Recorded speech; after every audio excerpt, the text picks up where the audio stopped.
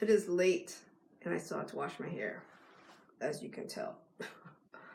So today I learned something really powerful. I learned that I could always walk away. And it sounds like, oh, that's such a coward thing to do, to just walk away, to just step away, to just shut it out. But that's not what I'm referring to. I'm referring to walking away from a decision that you think may no longer serve you. Let me give you an example. So yesterday I was strapped for time, and I asked my husband to read my daughter a book and to brush her teeth, and he was so done. Like, he was exhausted, he was tired, and because he was working all day, and he took my son to the doctor, and he washed the dishes. And you know, if they're doing their accounting closing, it's like super stressful, and it could be super stressful. There's a lot of volume to keep up with. And so he said, I'm taking a break today. He said, I'm taking a break today. Meaning, no, I'm not going to read her a book, and no, I'm not going to brush her teeth. Not at this very moment. And usually I could get very angry, and I could be like, I just asked for something so simple, and he would not comply to my request. Like, what a jerk, or what a lazy person, or like I could have all this conversation in my head about it, right? And instead I stood there. Well, I didn't stand there. I went on and did my things, and instead of me lashing out and responding on how the emotions I was feeling inside, like, I held my tongue and observed myself from a third person, and observed my emotions, and tried to grapple and understand like what I was feeling, what emotions I was going through, and how did I want to be in this situation? Like, how did I want to feel? How did I desire to respond? Like, how could I be healthy about this situation? Like, how did I desire to go? And I heard myself saying things like, but it's so easy. Like, all you do is brush the teeth and put her in bed and read her a book. Like, it's so easy. And I was thinking, well, if it's so easy, then why don't you just do it yourself after you finish brushing your teeth and wrapping up your day or whatever? Like, why is it that you're asking your husband to do it? And then I was like, well, if I had all this money, like if I made tons of money, then I wouldn't need him. Like, I wouldn't need him as a partner in my life. I could just hire some help. I could hire someone to fold my laundry and put away my clothes. I could hire someone to do more stuff for me. And I was thinking, well, like, would you hire someone to put your daughter in bed and brush her teeth? Or is that something you wanted to do because it was important to you because you were her mom or something? But I had this really powerful conversation with my friend, and she said that she met this wonderful billionaire, and he walked away from wealth. Like he was born into a lot of wealth, and then he walked away from it. And he roomed with like 2 other guys in this substandard conditions, and then he built more wealth. Then he walked away from that, and then he shot photography for National Geographic or something, and then he walked away from that. He did something else, and he built his wealth again. And so she was just like, it wasn't about like how much money you made. And if you were in a position where you're working at a company or for an organization and you made a ton of money, and it just no longer made sense for you, like it no longer vibed with you, and no longer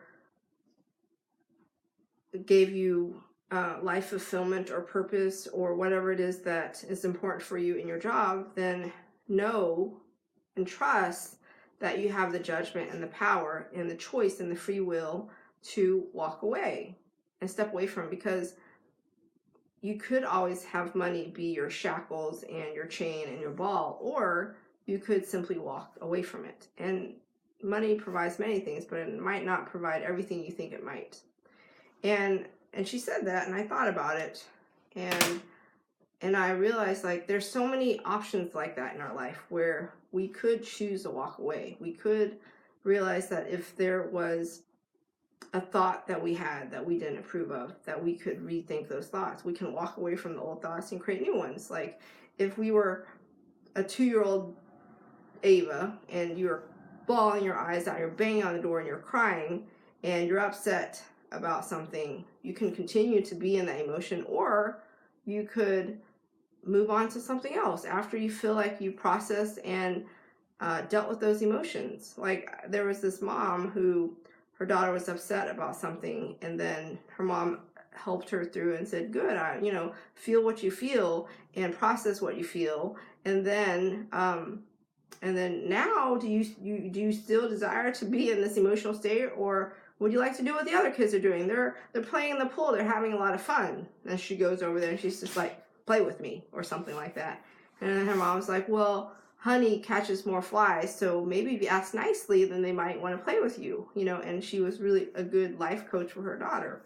And so I was thinking, like, that was a way for her to like walk away and process, like you can be with the thing, you can be with the state, you can be with the emotions, you can be with whatever your mind thinks, you can see what you see, and then you could see it for what it is, and then walk away from it, rethink it, reset it, and choose how you could be powerful about it. And I was thinking, okay, well, nothing is like so like dead set in stone. Like we forget like how powerful we are. We forget we have the power of free will. We have the power of choice. We have the power to create the kind of life we desire to live. So where in it do we think like, oh my gosh, like if I make this decision, or I make this mistake, or I make this choice, then it's going to be a dead end and I'm going to be stuck in it for life and there's no way to get out of it and I have no say in the matter. Like that is us just giving up our power, right? That's giving up our free will. That's saying like we're at the effect of life, like we have no control in it or something. Even my certified astrologist, he said, like he goes, I can give you an astrological chart of who you are and what your blueprint looks like, and you can go with it or you can totally go against it. Like you actually have free will. So when you realize that, you can see your stuff, and learn your stuff and be guided by like what maybe some goals you set down or some ideas how you desire to live your life, but know at the same time that you actually have the power to go with it or not. Like you can you could paddle upstream as much as you could paddle downstream. Like there is no right or wrong, and there's no saying like one experience is better than the other. One experience, you probably build a lot of gumption and muscle on the way upstream, and the other experience, you might end up going over the waterfall's edge or something, right? Like you never know. You never know. And until you actually try it on for size, until you actually experience it, how do you know? How do you know? How do you know until you dive in, get on the ski lift chair, allow the ski lift to take you to the top of the mountain and decide which route you're going to take to go back down the mountain. Like you get to choose how it goes. You get to choose the path you take. You get to choose how you're going to be in that. You get to choose the conversations you have with yourself, the emotions you feel as you peer over the edge of the mountain, as you strategize your way down the mountain. Like you get to choose. When did we start giving up our power? When did we start thinking like we couldn't walk away? When did we think we couldn't change our mind? When did we think like, oh my gosh, like there's no way out, I'm so stuck, there's no other options? Like when did we give up our creativity? When did we stop accessing our creative genius? When did we limit ourselves in this way? Like when did it start? I don't know. So there's this book called Mirror Work by Louise Hay. I'm on day 4 or 5, and day 5 was about building your self-esteem, and day 4 was about letting go of your past. And she said, think of how perfect you were when you were a tiny baby. Babies do not have to do anything to become perfect. They already are perfect, and they act as if they know it. They know they're the center of the universe. They are not afraid to ask for what they want. They freely express their emotions. You know when the baby's angry. In fact, the whole neighborhood knows. You also know when babies are happy, their smiles light up the room. They are full of love. Tiny babies will die if they do not get love. Once we are older, we learn to live without love or try to, but babies will not stand for it. Babies love every part of their bodies. You were like that at one time. We were all like that. Then we began to listen to adults around us who had learned to be fearful, and we began to deny our own magnificence. Like when did we allow like when did we convert from like this baby that is beautiful and perfect and magnificent to being full of fear and disempowerment and stuckness and denial and negative self-talk and negative self-criticism and all that? Like, you know, when did we do that? So your activity of the day is say this affirmation. You stand in front of the mirror, you look into it, you look deep into your eyes, and you say, I love and approve of myself. And keep saying it over and over and say it at least 100 times a day. Yes, I love and approve of myself. And think about like the power you have to live the life that you desire to live. Like think about like how much power you have within you, right? You are, so we get born into this physical body. We're in this human form. We're on this learning platform called Earth. Our soul is dragging this body around. We forget that we forget our origin. We forget our divinity. We forget that we are a child of God. We forget about our own magnificence. We forget that we are a physical manifestation of the multiverse. We totally forget it, right? We give up our power.